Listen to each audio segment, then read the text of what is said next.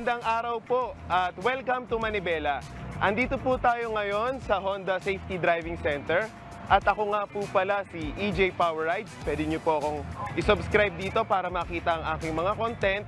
At ngayong araw po ay naimbitahan tayo ng Honda para sa kanilang Honda Track Day.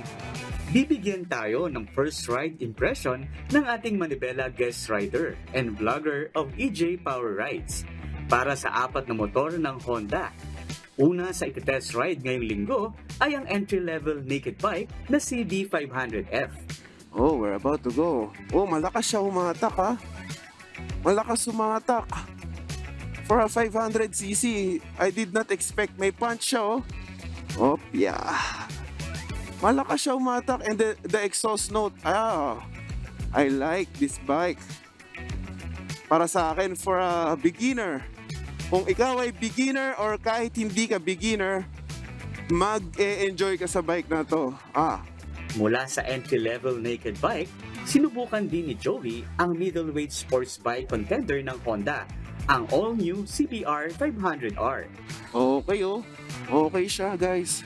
May pick up naman siya ng speed, hindi lang kasing torquey nung isa. Kasi kahit na pare-parehas sila ng engine guys, para lang po sa mga hindi nakakaalam, magkakaiba po ang pagkaka-tune sa kanila eh. Ayan, try natin itong chicane. Yun, sarap oh. Oy, sarap oh. Oy, sarap oh. Oy.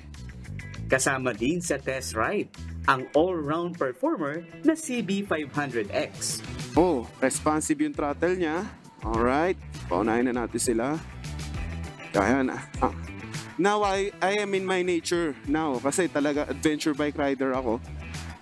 Yan, kaya mas sanay tayo rito. Tingnan natin ang kanyang first gear pull.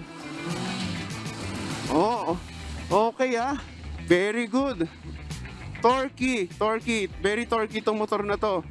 Ayos, maganda siya. Ang ganda niya pumick up ng speed. And last but not the least, ang 800cc crossover contender ng Honda, ang new Honda X-ABV. So, talagang pag-upo mo pa lang, ramdam mo na premium yung bike mo. Dahil loaded na siya with technology. Though, dito nga sa close environment na to, mararamdaman mo yung bigat niya dahil mabagal yung takbo. Pero ako, mabigat din yung motor na gamit ko at 268 kilograms na higit na mas mabigat doon sa XADV. Pero pag matuli na, hindi ko naramdam eh. And for sure, alam ko ganun din yung XADV. Pagka matuli na, hindi mo na mararamdaman yung bigat niya.